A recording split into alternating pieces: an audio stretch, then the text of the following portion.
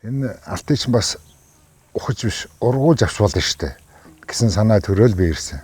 Тийм болохоор миний ирсэн шалтгаан бол энэ хамгийн орчин үеийн технологиг нь хөрс шороонд нэвтрүүлье, энэ газар шороогоо хайрлая гэсэн сэтгэлээр ирсэн.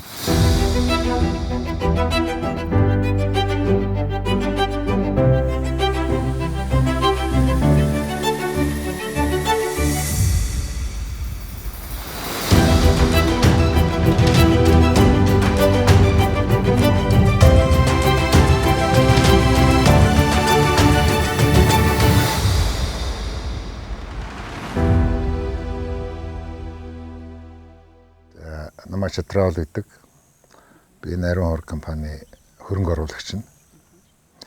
Манай компани бол одоо 20 жил болж байна.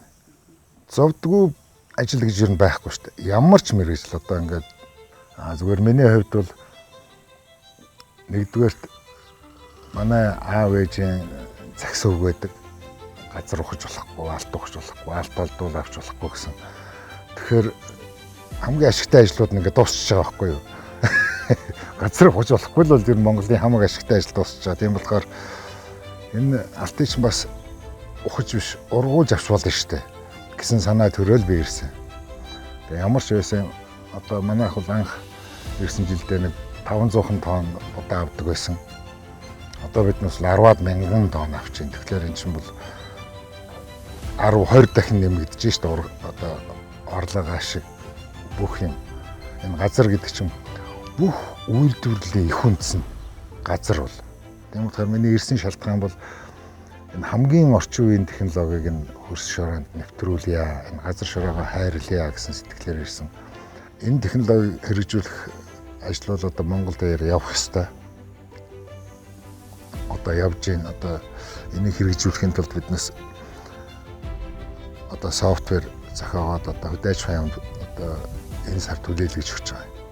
Одоо энэ софтвертэй тэр програмын одоо онцлог програмаа холбогдол увсад байгаа одоо айлын тракторыг инсайда офисоос ингэж онцлоод за тийм юм нэвтэрсэн байна гэж сэлбгээ аваад явхад бол шинэ ажлын одоо бүтээмж бол хамаагүй өндөр л болох байхгүй юу. Энэ манайх энэ инсайда гэдэг компанитай ажиллаад 15 6 за бараг 20 жил болж байна доо. Тэгээ одоо эдний энэ борлуулдаг кейс New Holland гэл одоо энэ тракторууд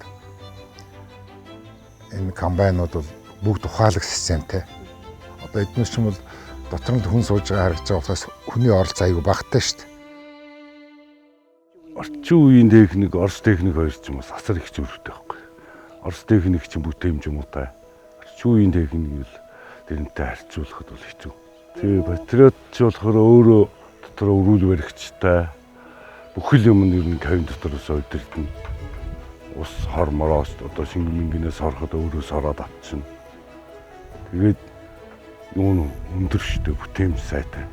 Өдөрт 3-400 га явна шттэ. Нөгөө орчин үеийн өндөр хүчин чадалтай техникийн давуу тал нь бол удирдлага операторд амар хэлбэр дөхөн болчихно. Тэгээд 5 дахь харьцуулшгүй сайхан л та. Одоо энэ 61 50 70 манайх урд нь 71 30 байсан. Энэ ойролцоо адилхан техникүүдтэй. Тэгээд 5 дахь бол зүрхшгүй харьцуулшгүй. Өндөр хүчин чадалтай өөр хөтөмж юм сайн. Одоо тэгээд засвар үйлчлэгийг инсайдагаар дамжуулж хариуцуулна. Тэгээд инсайдагаас мэдэхгүй чадахгүй юм а тэднийхэн өөрснөө гэрээт болохоор тэр нь давуу талтай л та. Ер нь одоо техник сонгох чи албан ёсны юутай хаягтай техник юм чи эвдрэж тэгэхэд чинь буцаад сэлбэг нь найдвартай тийм л газрыг сонгох хэрэгтэй байхгүй. Тэрний тулд манайх чи инсайдатай одоо их олон жил хамт явж байна.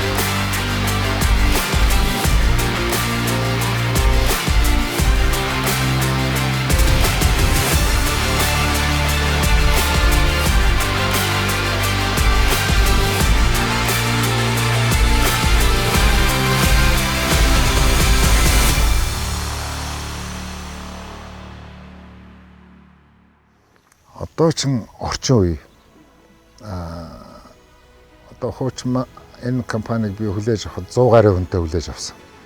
Тэгээд ер нь техник шинжилт гэдэг ажлыг л шуурхайсан л да. Одоо бол манайд нэг 10 эдхэн л хүн ажиллаж байна. Тэгэхээр бараг 10 дахин зөөрч байгаа. Одоо энэ залуучууд чинь бас их хвшлийн одоо ажлын байр хаягаал одоо гадаад явчихсан, Солонгос, Япон, Америк гэл явчихж байна. Тэгэхээр одоо бид чи ажил хийх хүн улам л багтж шít. Тийм болохоор биднээс аль болохоор хүчтэй ухаалаг техник авч ажил энэ ажлын байрны асуудал шийдэн шít. Тийм болохоор би энэ садад хамтарч одоо энэ хамгийн орчин үеийн техникүүдийг хэрэглээд байгаа ухаантай. Одоо манай тракторуудын 90%, комбайнуудын 90%, чиргүүл бүх юмнуудын зэр нь 90% нь одоо дан энэ садагаас авч байгаа. Сервис үйлчилгээнүүдийг бүгдийг энэ садагаас авдаг.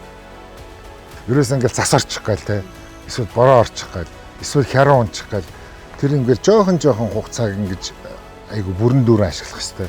Тийм болохоор техник л бүрэн бүтэн байна гэдэг бол ерөөсөө хамгийн нэн төрийн шаардлагатай асуудал. Тийм болохоор энийг маш богино хугацаанд яг технологийн хугацаанд авах техник л шаардлага. Хамгийн гол юм.